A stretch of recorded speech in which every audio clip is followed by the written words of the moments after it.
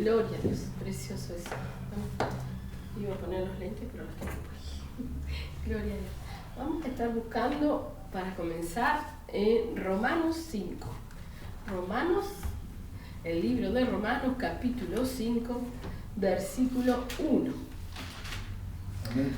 Rogamos al Señor que ministre sobre nosotros y nos ayude para que nos dé la voz para poder compartir toda la palabra. Amén.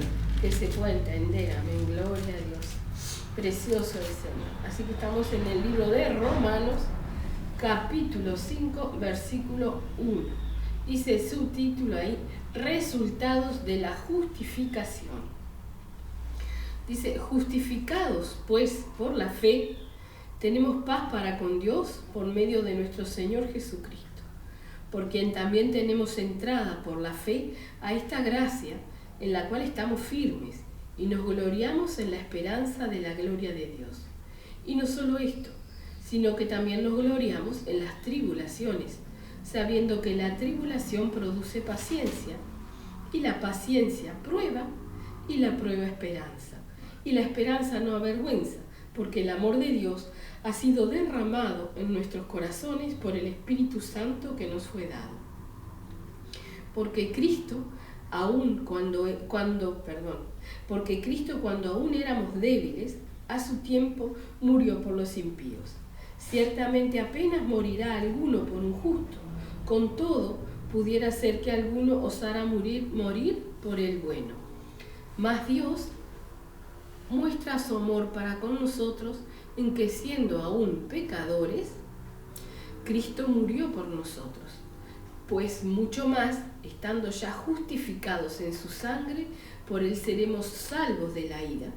Porque si siendo enemigos fuimos reconciliados con Dios por la muerte de su Hijo, mucho más, estando reconciliados, seremos salvos por su vida.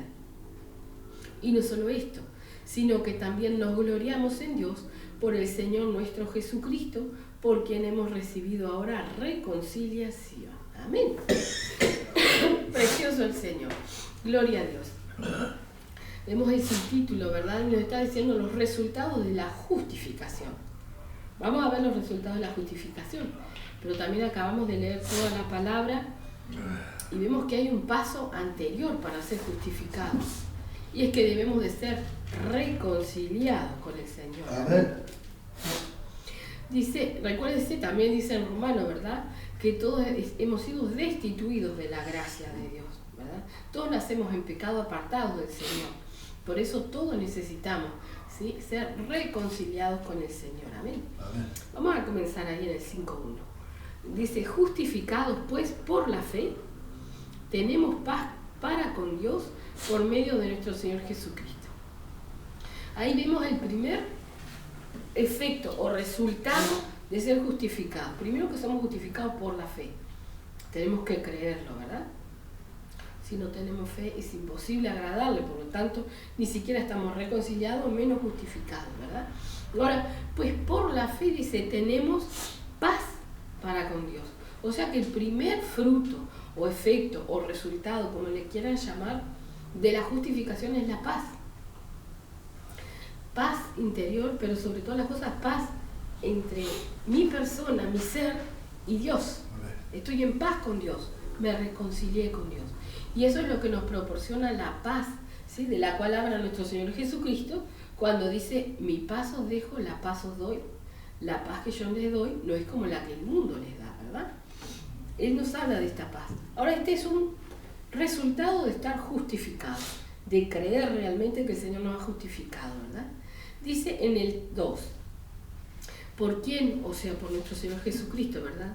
También tenemos entrada por la fe a esta gracia en la cual estamos firmes y nos gloriamos en la esperanza de la gloria de Dios, ¿sí? O sea, tenemos fe que somos justificados, tenemos paz para con el Señor y paz dentro de nosotros, ¿sí? Ahora tenemos entrada, dice, por la fe, si realmente lo creemos, en la gracia. Todos queremos la salvación. Amén. Todos queremos la salvación. Ahora, hay pocos que realmente entienden que no la merecemos. Amén. Y eso es la gracia, ¿verdad? Muchos se creen que tienen derecho de exigirle a Dios. Se creen que tienen derecho de venir y que el Señor haga así y ya arregle todas las cosas. No es lo que Dios dice, ¿verdad?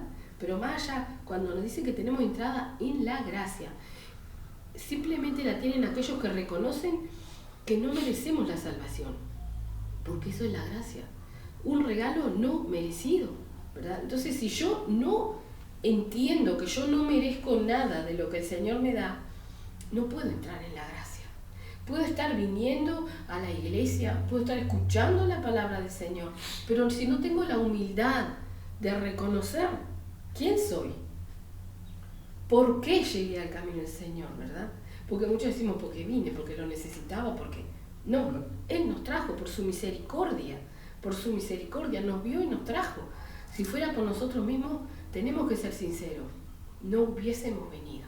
Y muchos vienen y no vienen con un corazón sincero, ¿verdad? Vienen pensando que Dios les va a dar o les va a hacer o esperando cosas que no es lo que Dios quiere o lo que dice la palabra del Señor, ¿verdad? Entonces no llegan a reconocer esto, la gracia. Y si no la reconocen, tampoco tienen la fe de estar en esta gracia, ¿verdad?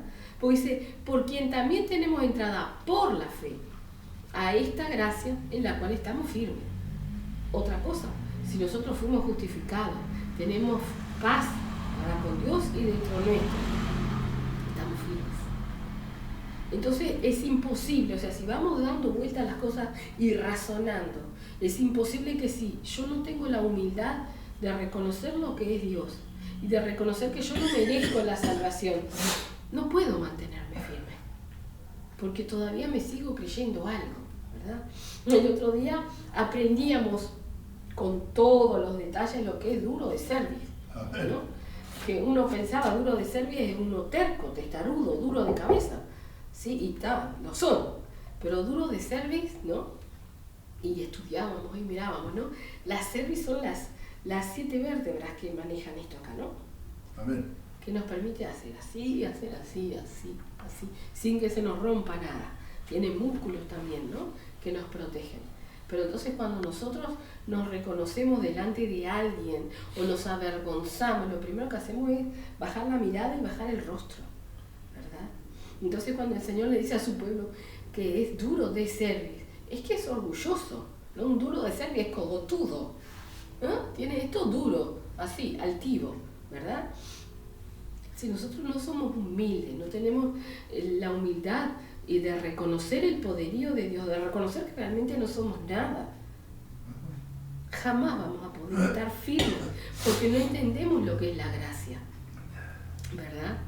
Dice en el 3, y no solo esto, sino que también nos gloriamos en las tribulaciones. Ese es otro resultado de la justificación, ¿verdad? Hemos sido justificados. Sabemos que Cristo nos limpia y nos perdona no mereciéndolo. No merecimos el sacrificio que hizo nuestro Señor Jesucristo en la cruz.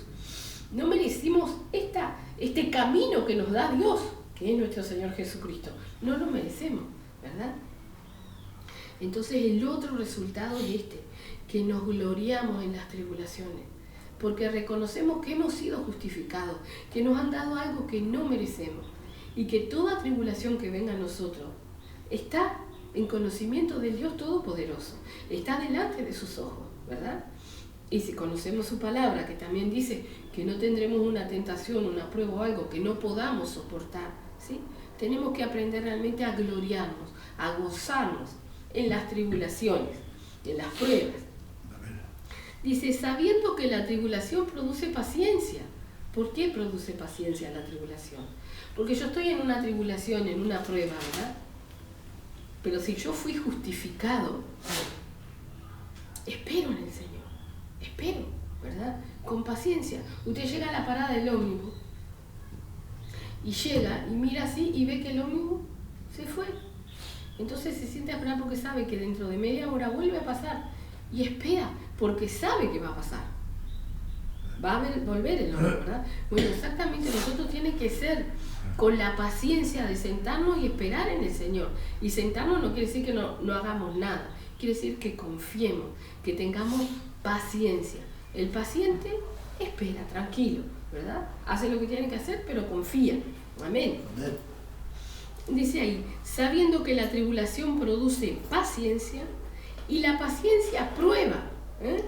Porque imagínese que usted sabe que a la media hora pasa el ómnibus. Y lo sabe. Y no falla nunca el ómnibus. Pero ese día pasa los 30 minutos y el ómnibus no aparece. Y usted entonces empieza, ¿habrá paro? ¿Habrá roto? Sí. No voy a llegar.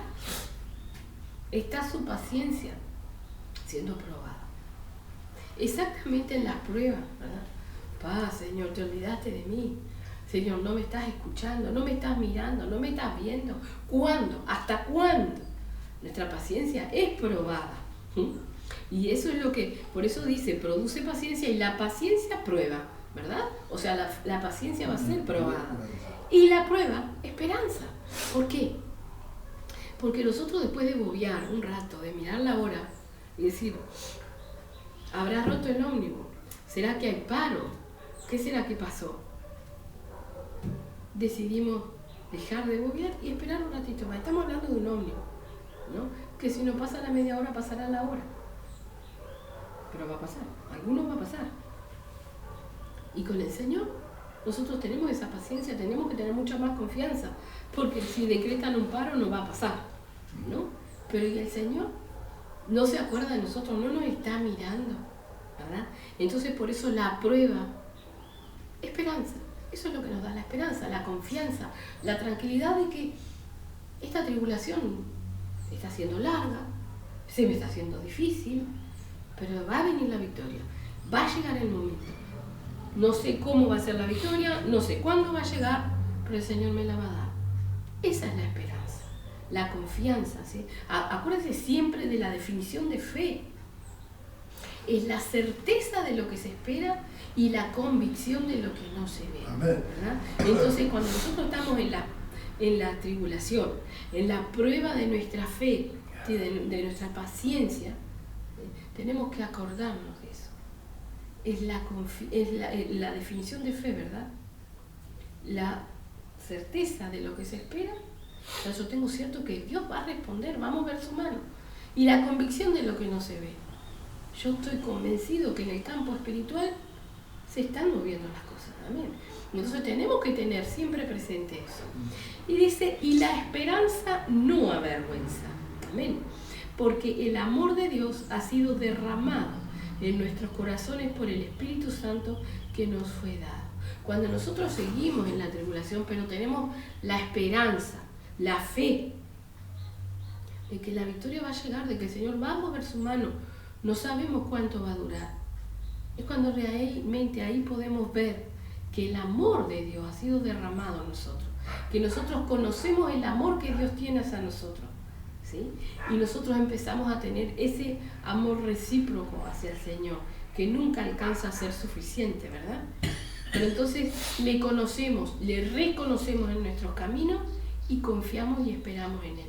Por eso dice, y la esperanza no avergüenza, porque el amor de Dios ha sido derramado en nuestros corazones por el Espíritu Santo que nos fue dado. Y aquí está, ¿sí? O sea, si usted fue justificado, si primero fue reconciliado y luego fue justificado, el Espíritu Santo le fue dado, ¿sí? Nadie que esté justificado, el Señor le niega el Espíritu Santo, porque ha sido justificado por su Hijo, por el sacrificio de su Hijo, ¿verdad? Entonces hay que escudriñarse muy bien. Si yo no tengo el Espíritu Santo, si yo estoy haciendo cosas que sé que no es el Espíritu que me guía, yo no estoy justificado, no tengo paz. No nos engañemos. La palabra es fiel y verdadera, ¿verdad? Y ella nos enseña a mirarnos realmente, ¿sí? En un espejo, en el espejo de la palabra. Así tenemos que mirarnos, escudriñarnos y mirar para arriba, para abajo, para atrás, para adelante. Perdí la paz, bueno, a ver, ¿qué pasó? ¿Sí? Nosotros tenemos que aprender a mirar estas cosas para cuidar nuestra salvación, como dice la palabra, con temor y temblor. Amén. Dice en el 6, porque Cristo, cuando aún éramos débiles, a su tiempo murió por los impíos. Y esto es lo que estábamos hablando. Justificación a través del sacrificio de nuestro Señor Jesucristo. ¿Nos negará Dios el Espíritu Santo? Ciertamente no. Entonces, si nosotros no estamos santos, no estamos caminando de acuerdo a la palabra del Señor, no creamos que tenemos el Espíritu Santo, no creamos que está todo bien con Dios, porque Dios no puede ser burlado. Dios no acepta cohecho de nadie, o sea, no se hace partícipe del pecado de nadie. Que nos ve, que nos conoce, que Él sabe todas las cosas. Sí, claro, pero también Él dice que con cada cosa Él da la salida. Nada hay imposible para Él. Por ende, para aquel que quiere la salvación, no hay excusa, no hay nada imposible. Ahora realmente tenemos que quererlo. Amén. Dice ahí en el 7, ciertamente apenas morirá alguno por un justo, con todo pudiera ser que alguno osara morir por el bueno. Mas Dios muestra su amor para con nosotros en que siendo aún pecadores, Cristo murió por nosotros. Esto es la gracia, ¿sí? O sea, Cristo no murió por mi santidad, o sea, porque yo soy santo o por lo que yo haya hecho. No, aún cuando nosotros éramos pecadores, murió por nosotros y estábamos en el mundo, ¿sí? Porque Él murió hace muchos años, pero sabía todo lo que nosotros íbamos a vivir antes de llegar a Él. Estamos apartados de la gracia, de la gloria de Dios, vivimos en pecado, ¿verdad? Entonces, ¿qué perdón merecemos? Ninguno. ¿Qué merecemos de Dios? Más que lo que está determinado, que la paga del pecado es la muerte. Ahora, ¿sí? Son versículos súper conocidos, pero tenemos que entenderlo y tenerlo presente. De tal manera amó Dios al mundo, que envió a su Hijo unigénito, para que todo aquel que en Él crea no se pierda, mas tenga vida eterna. Porque estaba determinado para el mundo la muerte, ¿verdad? La paga del pecado es la muerte. La paga de salud y molesta, ¿no? La paga del pecado es la muerte, ¿no? Eso es lo que estaba determinado. Ahora, Dios nos amó tanto que nos tiró el salvavidas, que nos dio el camino, ¿verdad? Ahora, muy pocos lo toman, ¿verdad? Está en cada uno de nosotros, ¿sí? Así que dice, mas Dios muestra su amor para con nosotros en que siendo aún pecadores, Cristo murió por nosotros.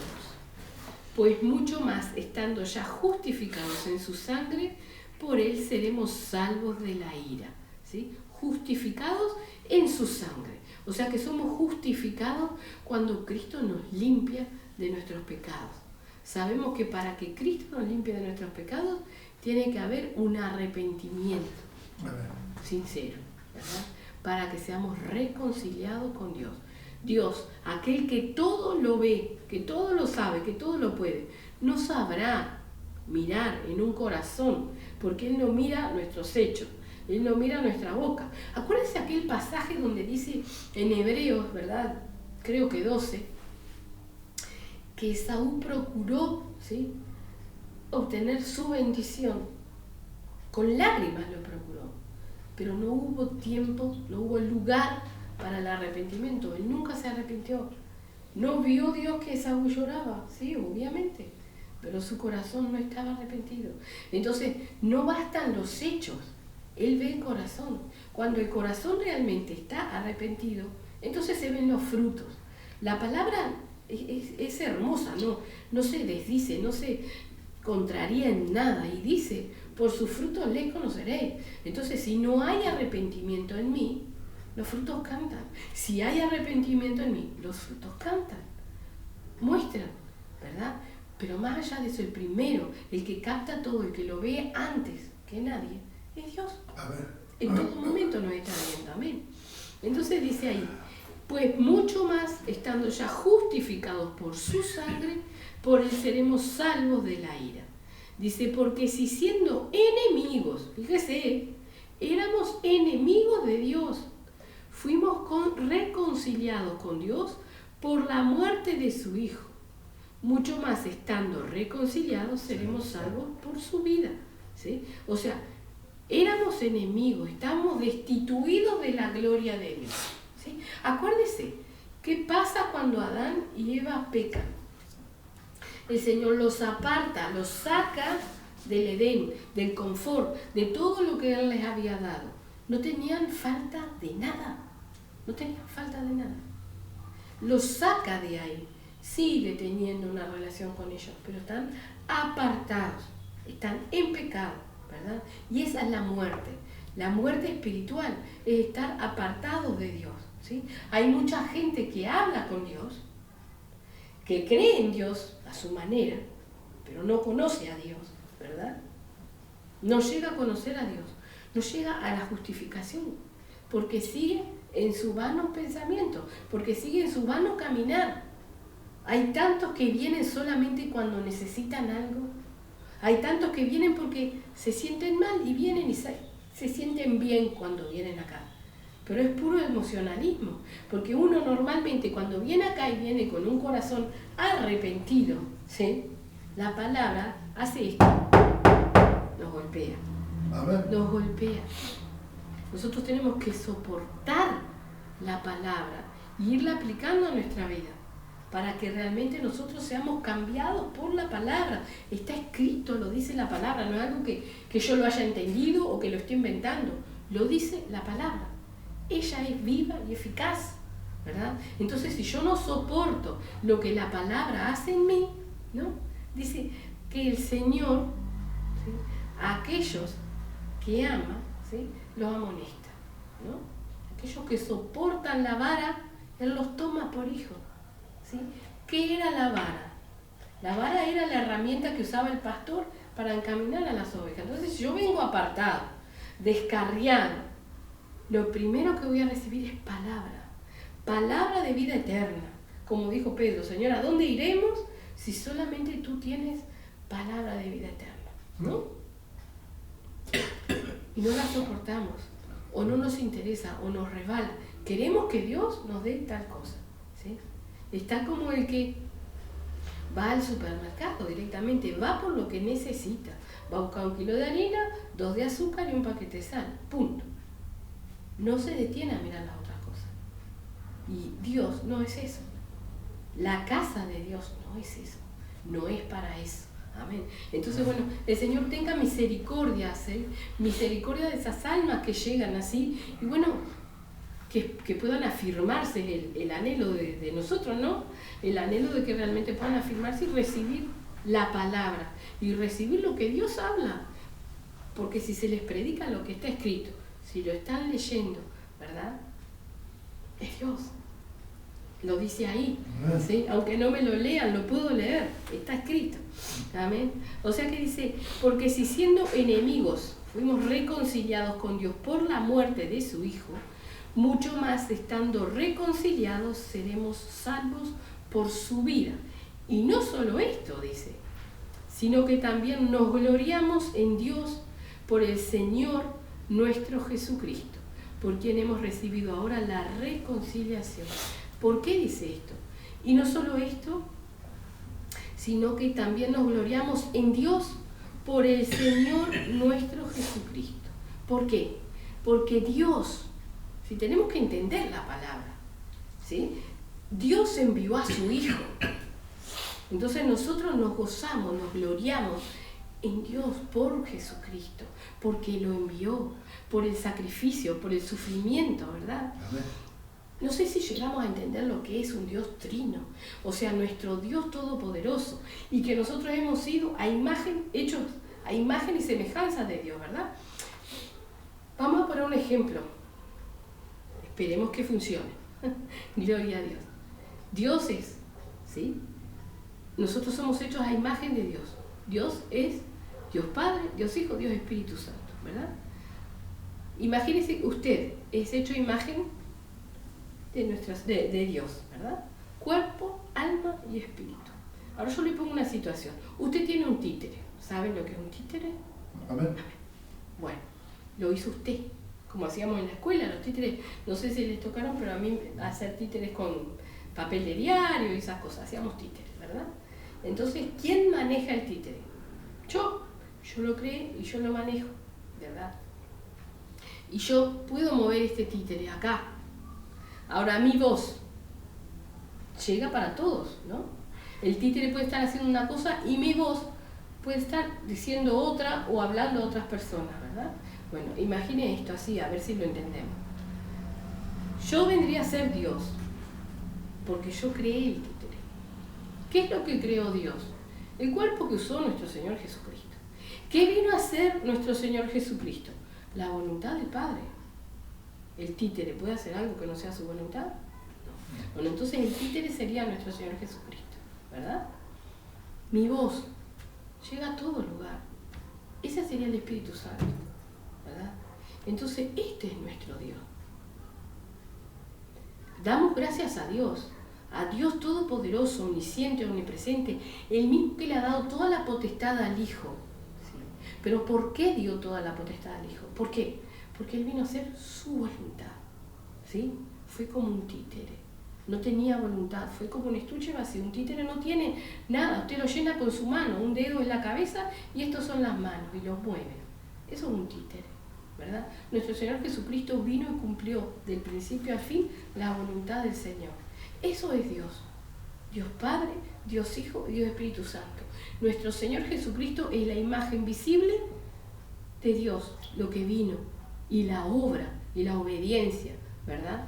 El Espíritu Santo es el que sigue llegando a nosotros con exhortación, con reprensión, como veíamos ahí. Como resultado de la justificación nos es dado el Espíritu Santo, ¿verdad? Para que nos hagamos una idea de lo que es Dios realmente. Por eso, dice, nos gozamos en Dios por nuestro Señor Jesucristo, ¿verdad? Usted va a la sesión de títere y no felicita al títere. Felicita al que hizo el títere y hizo la obra, ¿verdad?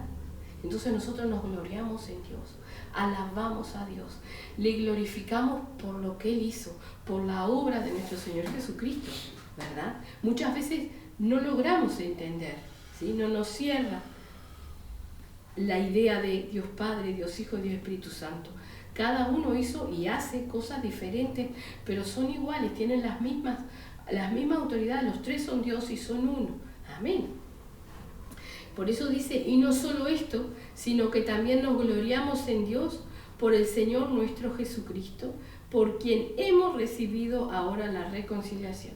O sea, si nuestro Señor Jesucristo no hubiese venido, si Dios no le hubiese enviado y nuestro Señor Jesucristo no hubiese sido obediente hasta la muerte, ¿verdad? Y muerte de cruz, nosotros no podríamos ser reconciliados con Dios.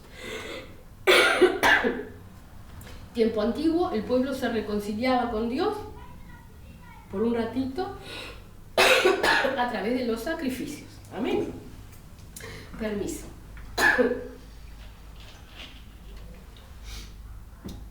Hoy en día nosotros no necesitamos hacer sacrificios a Dios, porque el sacrificio perfecto fue hecho, y ese es nuestro Señor Jesucristo. Amén. Amén.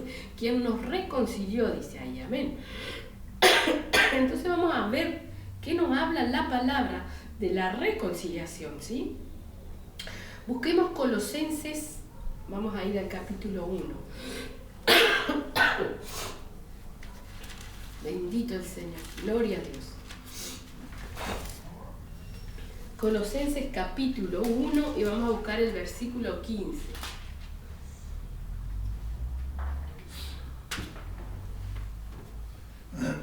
Amén. Dice el subtítulo ahí, reconciliación por medio de la muerte de Cristo, ¿verdad? Es lo que nos acabamos de leer en Romanos, ¿sí? Que por su muerte hemos sido reconciliados, ¿verdad? Ahora el subtítulo aquí dice reconciliación por medio de la muerte de Cristo. Dice, Él es la imagen del Dios invisible, el primogénito de toda creación. ¿Entendemos lo que hablábamos recién del títere? ¿No? ¿Dónde? Colosenses, Sí. capítulo 1, Sí. versículo 15. Sí. ¿Sí? Dice, Él es la imagen del Dios invisible, el primogénito de toda la creación. ¿Sí? O sea, Cristo existió siempre, Cristo estaba con Dios desde el comienzo, ¿verdad?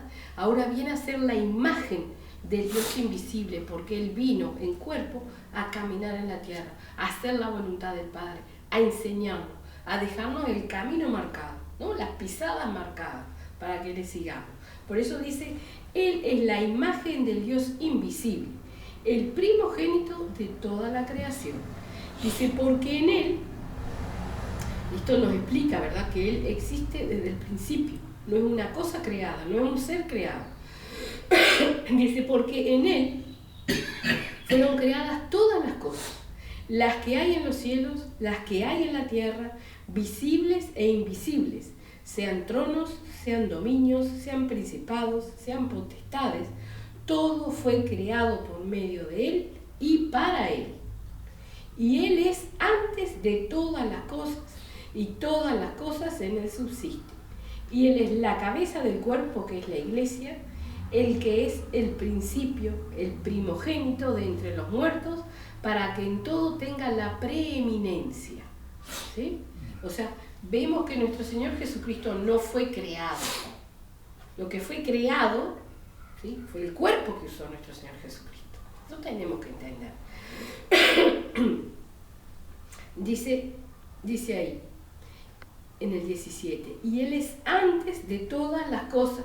Sabemos que en Génesis Dios habló, y en San Juan nos enseña que el verbo fue hecho carne, o sea, la palabra de Dios fue hecha carne, vino en un cuerpo físico para hacer la imagen del Dios invisible. Dice, y todas las cosas en Él subsisten, y Él es la cabeza del cuerpo, que es la iglesia, el que es el principio, el primogénito de entre los muertos, para que en todo tenga la preeminencia, por cuanto agradó al Padre que en Él habitase toda la plenitud, y por medio de Él reconciliar consigo todas las cosas, así las que están en la tierra como las que están en los cielos, haciendo la paz mediante la sangre de su cruz. Amén. Preeminencia, ¿no? Dice, Él es el primogénito de entre los muertos, para que en todo tenga la preeminencia. ¿Qué es ¿Qué es preeminencia? En el diccionario dice, privilegio, ventaja o preferencia que alguien goza respecto a otras personas.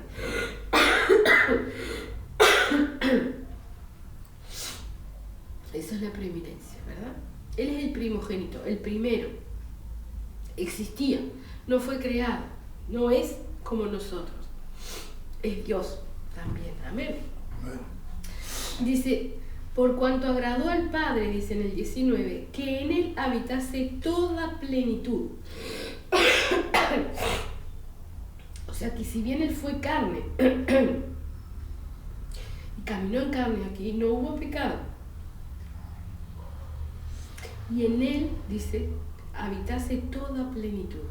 ¿Qué es una plenitud? La totalidad de las cosas, el poder. Esa es la plenitud.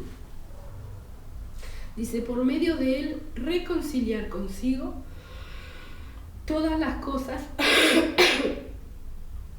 así las que están en los cielos, haciendo la paz mediante la sangre de su cruz. Amén. A través de nuestro Señor Jesucristo, el Señor reconcilia todas las cosas. Pone un orden. Hay un orden. Por eso Él es nuestro camino, el único. Gloria a Dios, alabado sea su nombre. Y por medio de Él reconciliar consigo todas las cosas, así las que están en la tierra como las que están en los cielos, haciendo la paz mediante la sangre de su cruz. Seguimos aprendiendo cada día, ¿verdad? Todo lo que significó la sangre de nuestro Señor Jesucristo hasta la última gota derramada. Dice, y a vosotros también, que erais en otros tiempos extraños y enemigos en vuestra mente, haciendo malas obras, ahora os ha reconciliado en su cuerpo de carne por medio de la muerte, para presentaros santos y sin mancha e irreprensibles delante de Él. Fíjese, y a vosotros también, 21, versículo 21, que erais en otro tiempo extraños y enemigos en vuestra mente. Recordemos esto, ¿no? Nuestra mente, nuestra alma, corre al pecado, ¿no? Lo dice ahí, en otro tiempo éramos extraños, ya no puede suceder eso, no tendría que suceder, ¿no? Dice, y a vosotros también que erais en otro tiempo extraños. Y lo vemos, hablábamos hasta hace un ratito, hay gente que habla de Dios, pero no le conoce, o sea, son extraños. Un extraño es cuando no se conoce. Extraños y enemigos en vuestra mente. ¿Por qué? Porque no son amigos. Si uno es enemigo, no es amigo. Y no hay un término medio. Cuando uno es amigo, conoce, respeta, valora, ¿verdad? Y quiere, y ama. Cuando uno no conoce, tampoco tiene esto, ¿verdad? Entonces dice, y a vosotros también, que erais en otro tiempo extraños y enemigos en vuestra mente, haciendo malas obras, ahora os ha reconciliado, ¿verdad? Entonces, si el Señor nos ha reconciliado, nuestro Señor Jesucristo nos ha reconciliado con Dios, hemos sido reconciliados, somos justificados, recordemos los resultados de la justificación. Tengo que escudriñar mi vida si yo tengo todos los resultados de la justificación. Tengo que tenerlos. Si no los tengo, algo está pasando. Quizás estoy siendo enemigo y extraño de Dios. Quizás me estoy apartando, quizás me estoy enfriando. Tenemos que mirar. La palabra es hermosa, toda ella nos guía a la salvación, a cuidar nuestra salvación. Amén. Dice, y a vosotros también, que erais en otro tiempo extraños y enemigos en vuestra mente, haciendo malas obras, ahora os ha reconciliado en su cuerpo de carne. ¿Qué pasó con el cuerpo de carne de nuestro Señor Jesucristo? Fue destrozado, crucificado, cargó nuestros pecados. Él crucificó nuestros pecados, ¿verdad? Entonces dice, en su cuerpo de carne, por medio de la muerte, para presentaros santos y sin mancha e irreprensibles delante de Él. ¿Sí? Él sufrió la paga de nuestros pecados, la muerte, la espiritual y la física. ¿Sí? Porque Él le dijo, Padre, ¿por qué me has desamparado? Porque sintió la separación de Dios cuando cargó nuestros pecados. Esa es la muerte espiritual. También luego sufrió la muerte física. Su cuerpo fue destrozado, realmente destrozado, ¿verdad? Murió y crucificó nuestros pecados. ¿Sí? ¿Para qué? Para presentaros santos y sin mancha e irreprensibles delante de Él, si en verdad permanecéis fundados y firmes en la fe y sin moveros de la esperanza del Evangelio que habéis oído, el cual se predica en toda la creación que está debajo del cielo, del cual yo, Pablo, fui hecho ministro. ¿Sí? Esto es una bofetada, pero de esa bien dada que nos deja mareados. Y tenemos que tomarlo así, porque dice que nuestro Señor Jesucristo, ¿sí?, fuimos reconciliados, dice, en su cuerpo de carne, que estamos viendo fue deshecho y murió su cuerpo de carne, ¿verdad? Crucificó nuestros pecados. Ahora dice, ¿para qué? Dice, para presentarnos a nosotros santos y sin mancha e irreprensible, o sea, que no hubiera nada que decir, nada que reprender delante de Él. Ahora, esto sucede y dice sí, ¿no? Hay una condición. Él nos puede presentar así. Él murió por esta razón. Él murió para esto. Pero esto sucede si en verdad permanecéis fundados y firmes en la fe. Hablábamos recién, ¿no? Las tribulaciones producen paciencia. La paciencia, prueba. Y la prueba, esperanza. Y todo se alcanzaba por fe, ¿sí? La paz con Dios, el estar en la gracia, es por fe. Entonces dice, si en verdad permanecéis fundados y firmes en la fe, fundados, sin movernos, porque usted si echa un buen fundamento a una casa, la casa no se mueve, está firme, ¿no? La parábola del que hace, el hombre que hace la casa en la arena y el otro en la roca, firme, la roca no se mueve. Si nosotros estamos fundados en Cristo, no nos vamos a mover. Y lo leíamos recién en Romanos, ¿verdad? Si nosotros no tenemos la humildad de reconocer lo que es gracia y que no merecemos nada de todas estas cosas, o usted se cree que usted merece que alguien muera en la manera que murió nuestro Señor Jesucristo. No, no merecemos eso. No merecemos semejante cosa. Pero Él nos amó, Él lo hizo. Dios hizo todas las cosas, ¿sí? Envió a su Hijo. ¿Para qué? Para presentarnos a nosotros, por nosotros. Pero si nosotros permanecemos, como dice ahí, ¿verdad? Si en verdad permanecéis fundados y firmes en la fe y sin moveros de la esperanza del Evangelio que habéis oído. O sea que el Evangelio es el mismo, ayer, hoy y siempre. El Evangelio no cambia. Que nadie nos engañe modernizando lo que está escrito. Podemos ver en las diferentes traducciones de la Biblia cómo las cosas van cambiando su significado. Es más, usted lee 2, 3 versículos en una Reina Valera 1960 y muchos versículos va a buscarlos en otras antiguas y es totalmente diferente.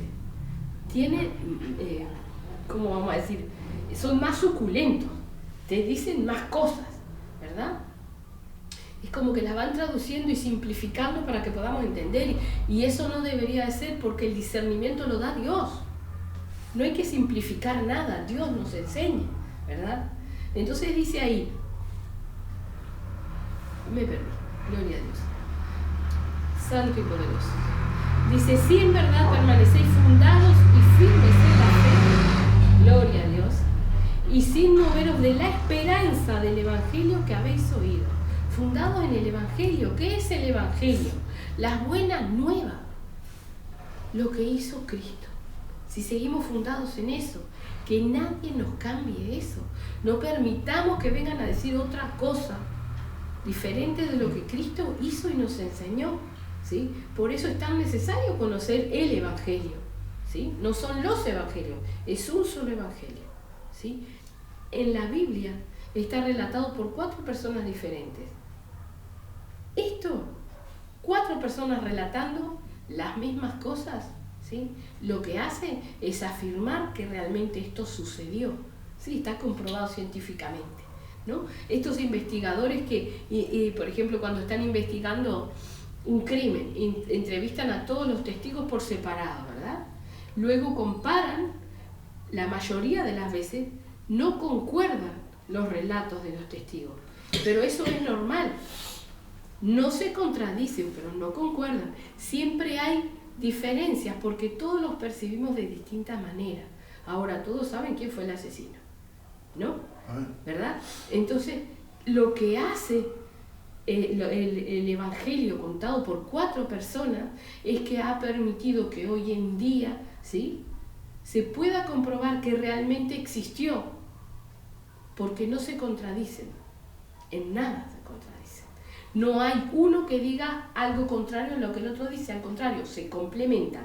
Uno vio más cosas, otro entendió otras, y se complementan, lo que hace verídico la vida de nuestro Señor Jesucristo, ¿sí? No sé si la razón de que fueran 4 los testigos, ¿sí?, los que relatan el Evangelio, fue esa, pero es lo que ha logrado. Realmente está comprobado y ha hecho que muchas almas que estudian y son investigadores tengan que terminar creyendo en la vida de nuestro Señor Jesucristo, en lo que nuestro Señor Jesucristo hizo, ¿verdad? Por ende, buscar la salvación. Amén. Gloria al Señor. Precioso el Señor. Así que dice ahí, y sin moveros de la esperanza del Evangelio que habéis oído, dice, el cual se predica en toda la creación que está debajo del cielo, del cual yo, Pablo, fui hecho ministro, ¿verdad? ¿Tendremos alguna excusa Aún acá está dicho, se predica, ¿sí?, en toda la creación. ¿Podrá haber alguien que le diga, yo no escuché, a mí no me dijeron, yo no me enteré? No va a haber, no va a haber, ¿no? Ahora quizás muchos no lleguen a la reconciliación, que eso es lo que nosotros tenemos que abocarnos. Amén. Vamos a leer unos versículos en 2 de Corintios 5. Gloria a Dios. También sobre la reconciliación. Amén. Y vamos a leer algunos nomás. Vamos a empezar del versículo 14. Porque en realidad en el 11 comienza y el subtítulo dice el ministerio de la reconciliación. Vamos a leerlo todo, lo leo y luego lo desglosamos igual. En el 11, o sea que sería 2 de Corintios, capítulo 5, versículo 11. El ministerio de la reconciliación. Dice ahí en el 11, conociendo pues el temor del Señor, persuadimos a los hombres, pero a Dios le es manifiesto lo que somos, y espero que también lo sea a vuestras conciencias. No nos recomendamos pues otra vez a vosotros, sino os damos ocasión de gloriaros por nosotros, para que tengáis con qué responder a los que se glorían en las apariencias y no en el corazón. Porque si estamos locos es para Dios, y si somos cuerdos es para vosotros. Amén. Este era Pablo, ¿sí?, hablándole al pueblo de Corintio. Ahora le dice, en el 14, porque el amor de Cristo nos constriñe, esto, nos aprieta, nos constriñe. Dice, pensando esto, que si uno murió por todos, luego todos murieron, y por todos murió para que los que viven ya no vivan para sí, sino para aquel que murió y resucitó por ellos. Parece un trabalengua, pero hay que entenderlo. Dice, porque el amor de Cristo nos constriñe pensando esto, nos aprieta el corazón, que si uno murió por todos, y ese es nuestro Señor Jesucristo, luego todos murieron, y por todos murió. Él murió por todos. Algunos se los toman, otros no. Pero dice, miren para qué murió por todos. Dice, y por todos murió, dice, para que los que viven ya no vivan para sí, sino para aquel que murió y resucitó por ellos. Y no habla de vida física, habla de vida espiritual, ¿no? Dice, para que los que viven, o sea, los que aspiran la vida eterna, ya no vivan para sí. No vivamos para nuestra mente, para nuestra carne, para nuestros deleites, para hacer las cosas que son enemistad con Dios, sino para aquel que murió y resucitó por ellos. Esto lo que quiere decir es como nos dicen en ese versículo, ¿sí?, que nos dice que todo lo que hagamos lo hagamos como para Él, ¿verdad? Ya no vivan para sí, sino para aquel que murió y resucitó por ellos, para ser reconciliados. Amén. Dice, de manera que nosotros de aquí en adelante, este es Pablo, ¿no? De manera que nosotros de aquí en adelante a nadie conocemos según la carne. Y aun si a Cristo conocimos según la carne, ya no le conocemos así. ¿Por qué? Pablo perseguía a los cristianos. Él conoció en la carne, creía en Dios, creía servirle a Dios, y en la carne conoció que Cristo, ¿sí?, había venido y había enseñado cosas que quizás él las veía como contrarias a Dios. Lo conoció en la carne, pero ya no. Se le presentó el Señor, lo tiró del caballo, le dio entendimiento, ¿sí? Ya no lo conozco así. Y así nosotros tenemos que reconocer al Señor y conocer al Señor de otra manera. Y eso no puede suceder si yo no reconozco lo que es gracia. Si yo me creo con algún derecho, si yo no reconozco que no merezco nada, no puedo llegar a conocer al Señor. No puedo, porque no tengo la humildad, ¿sí? Dice que Dios resiste a los soberbios. Amén. Dice, de modo que si alguno está en Cristo, nueva criatura es. Las cosas viejas pasaron, y aquí todas son hechas nuevas. Y esto lo tenemos que entender, o sea, a la palabra no se le agrega ni se le quita. Y acá dice, y aquí todas son hechas nuevas. Entonces son todas. Entonces yo tengo que mirarme realmente, ¿verdad? ¿verdad? Nuevamente volvemos a lo que es un espejo. Me miro realmente. ¿Qué hay de mí? De la vieja criatura. ¿Qué hay en mí, perdón, de la vieja criatura? Y tengo que identificarlo. Si extraño cosas, si quiero cosas, si todavía tengo, si todavía sigo siendo igual en esto, en aquello. Porque acá lo dice. De modo que si alguno está en Cristo, nueva criatura es. Las cosas viejas pasaron, y aquí todas son hechas nuevas. Todas. ¿Verdad? Dice, y todo esto proviene de Dios, quien nos reconcilió consigo mismo por Cristo y nos dio el ministerio de la reconciliación. ¿Entendemos lo que es Dios? No nos desviemos. Muchas veces nos enfocamos solamente en Cristo y no llegamos a conocer a Dios. Dios no caducó, ¿no? Dios no es como hemos sentido a veces, muchas veces no, pero Dios ya está viejito, ¿no? Dios es el que hace todas las cosas. ¿Quién es el único que sabe cuándo va a venir nuestro Señor Jesucristo? Dios. Ni siquiera nuestro Señor Jesucristo sabe eso. Entonces, tenemos que entender la relación que nosotros tenemos que tener con Dios a través de nuestro Señor Jesucristo, reconociendo todo lo que ha sido hecho por nuestro Señor Jesucristo, ¿no? Entonces dice ahí, y todo esto proviene de Dios, quien nos reconcilió consigo mismo por Cristo. ¿Quién envía a Cristo? Dios. ¿Quién nos provee este plan de salvación? Dios. ¿Sí? Es como que lo dice la palabra, yo soy el camino. Cristo es el camino, pero ¿a dónde nos lleva? Nadie viene al Padre si no es por mí. ¿A dónde nos lleva? A Dios. Conozcamos a Dios realmente. Porque falta conocimiento en el pueblo de quién es Dios y cómo es Dios y lo que está establecido por Dios. Amén. Dice, y todo esto proviene de Dios, quien nos reconcilió consigo mismo por Cristo. ¿Entiende usted lo que dice? De tal manera amó Dios al mundo, que envió a su Hijo unigénito, para que todo aquel que en Él cree no se pierda, mas tenga vida eterna. Y ahí lo dice también. Quien nos reconcilió consigo mismo. Él buscó la manera de que nos pudiéramos reconciliar porque nos vio que no podíamos. ¿Qué teníamos derecho nosotros? Muerte. Entonces Él mismo nos reconcilió.